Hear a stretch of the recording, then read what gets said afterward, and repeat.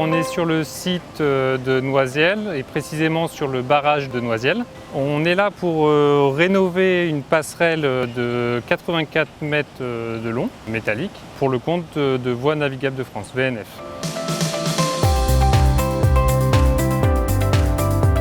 On est sur un des bras de la Marne. Et cette passerelle est destinée uniquement à l'usage technique pour Voies navigables de France.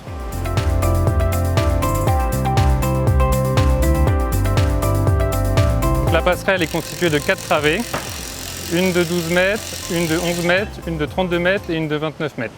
La travée de 11 mètres va être conservée, elle va être sablée, restaurée et elle va être remise en place pour conserver l'histoire du site. Et les 3 travées suivantes vont être remplacées par une passerelle à luge.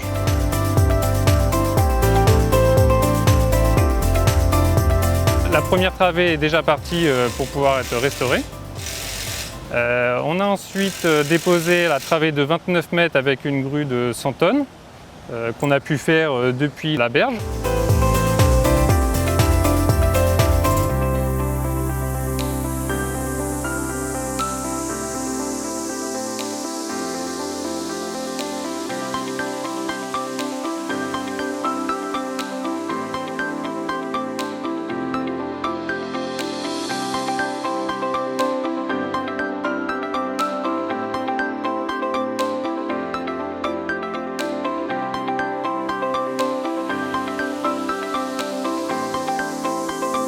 Aujourd'hui, nous démontons la travée principale qui est de 32 mètres, qui fait environ 12 tonnes et qui se trouve à 60 mètres de portée.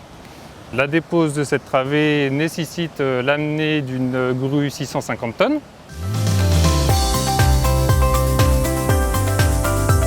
L'ouvrage existant qui pesait environ 12 à 13 tonnes a dû être démonté à 60 mètres de portée, donc ça nous a obligé à mettre une grue qu'on a calibrée à 650 tonnes et pour lequel on a dû avoir un renforcement des appuis par des pieux qui ont été figés à 16 mètres de profondeur. Donc c'est une grosse opération de levage assez spécifique qui aujourd'hui nous a permis de démonter la passerelle existante et de remonter la nouvelle passerelle à 60 mètres de portée.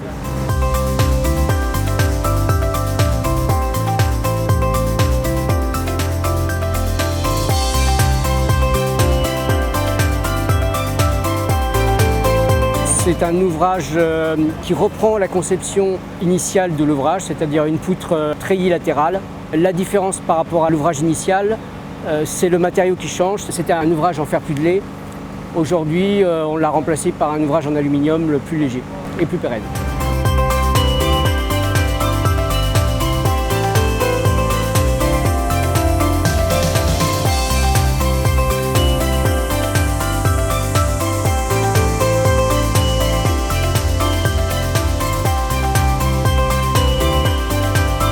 La passerelle alu a été construite par Metalu, qui se trouve à Saint-Nazaire, et qui est notre co-traitant.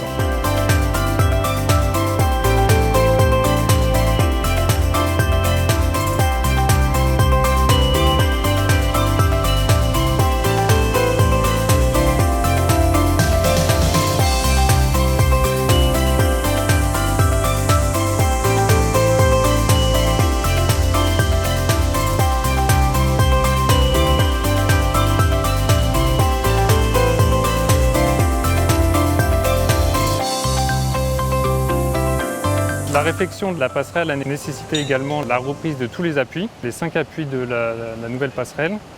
Alors, ils ont été bouchardés, on a passivé tous les aciers et on remet un enrobage sur l'ensemble de ces piles pour assurer la pérennité de ces piles.